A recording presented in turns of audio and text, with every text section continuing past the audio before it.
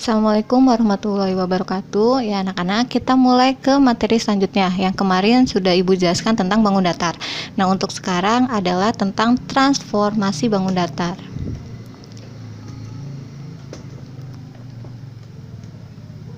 Nah, sekarang jenis-jenis transformasi. Nah, transformasi itu ada 4 jenis. Yang pertama ada translasi atau pergeseran. Yang kedua tentang refleksi, pencerminan. Berarti kalau kalian sedang mencermin atau bercermin, itu ada refleksinya. Nah, itu kita belajar ke refleksi atau pencerminan. Yang ketiga ada rotasi atau perputaran. Dan yang keempat dilatasi atau mengubah ukuran. Jadi ada 4, satu translasi, refleksi, rotasi, dan dilatasi. Untuk yang saat ini Ibu akan jelaskan tentang translasi.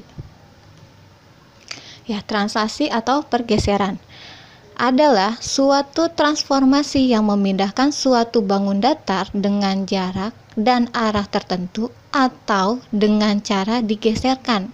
Tidak berubah bentuk dan ukuran, hanya mengubah kedudukan dari titik garis atau bidang. Jadi ingat ya, garis bawahi tidak berubah bentuk dan ukuran. Dia hanya bergeser saja. Jadi tidak merubah bentuk dan ukuran. Hanya bergeser, jadi kedudukan titiknya aja yang berubah. Kita lihat di gambar. Di sini ada titik A dan pencerminannya A aksen. Titik B pencerminannya B aksen. Nah, kalian bisa lihat tidak ada perubahan gambarnya, ukurannya tidak berubah. Nah, kalian sudah bisa dilihat dari gambarnya. Sekarang kita masuk ke rumus pergeseran atau translasi. Di mana titik A-nya X, Y, berarti di sini titik A. Berarti untuk titik A ini X-nya berapa? Berarti X-nya 1, Y-nya 4. Berarti titik A ini adalah 1,4. Maka di translasi T-nya, T itu translasi PQ, di mana P-nya itu pergeseran pada sumbu X dan Q-nya pergeseran dari sumbu Y. Maka hasilnya itu A aksen itu berarti pergeseran dari A, X ditambah P, Y ditambah Q. Berarti yang X ditambah dengan P, Y ditambah Q. Untuk mempermudah kalian, biar kaliannya makin paham, Ibu kasih contoh soal. Contoh soal 1. Tentukan translasi dari titik A 1,3 dan B min 2,1 oleh translasinya 1 dan 3. Berarti di sini titik A 1,3 berarti X-nya 1, Y-nya 3. Yang B min 2,1 berarti X-nya min 2, Y-nya 1. Translasinya 1 dan 3 berarti P-nya itu 1, Q-nya 3. Maka kita jawab sama-sama. Jawab, berarti A, X, Y, translasinya P dan Q, maka A aksen, X ditambah P, Y ditambah Q. Nah, kalian tinggal masukkan titiknya. X, Y, berarti kalau yang A itu 1,3. 1,3 translasinya 1 dan 3. Maka A aksennya 1 ditambah 1, X ditambah P, berarti kan 1 ditambah 1, Y ditambah Q, berarti Y-nya 3, Q-nya 3. Jadi 3 ditambah 3.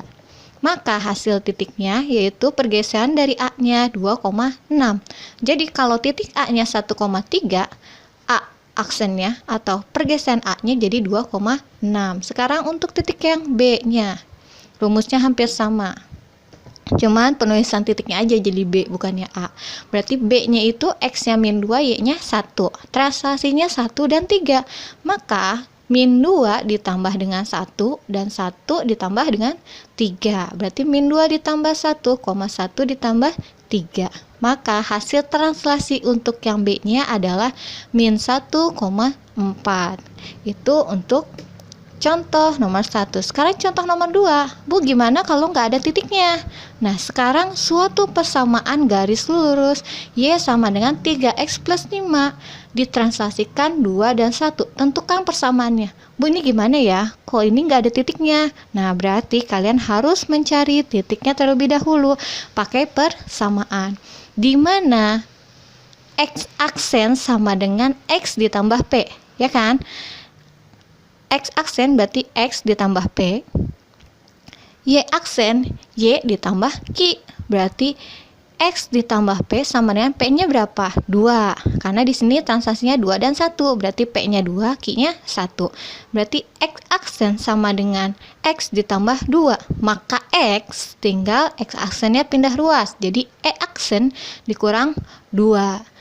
Terus untuk Y aksennya berarti Y ditambah 1. Kalau pindah ruas berarti yang plus ini plus 1 pindah ruas jadinya min 1. Berarti Y sama dengan Y aksen min 1. Kalau kalian sudah ke rumus ini, ke misal persamaan ini, tinggal kalian substitusikan ke 3X plus 5. Maka persamaan garis lurusnya Y sama dengan 3X plus 5. Maka kalian harus rubah Y-nya ini dan X berubah ke Y aksen min 1 dan X min 2. Kita masukkan ke rumusnya. Y aksen min 1 sama dengan 3 dikali X. X-nya substitusikan. X-nya adalah X aksen min 2. Berarti X aksen min 2 ditambah 5. Berarti kalian harus kalikan yang di dalam kurung terlebih dahulu. Y aksen min 1 sama dengan 3 dikali X aksen, berarti 3X aksen. 3 dikali min 2 berarti min 6 ditambah 5. Ada yang bisa dijumlah? Ada. Tinggal pindah ruaskan yang variabelnya sama. Min 1 pindah ruas jadi positif. Berarti 3X aksen min 6 ditambah 5 plus 1. Kenapa ini plus? Karena kalau min pindah ruas jadinya plus 1. Maka hasilnya min 6 ditambah 5 min 1 ditambah 1 hasilnya 0. Berarti Y aksen sama dengan 3X aksen atau Y sama dengan 3X. Maka persamaannya adalah Y sama dengan 3X. Sampai di situ kalian paham? Kalau tidak paham boleh nantinya ke ibu nanti saat bertemu. Sekian dari ibu. Wassalamualaikum warahmatullahi wabarakatuh.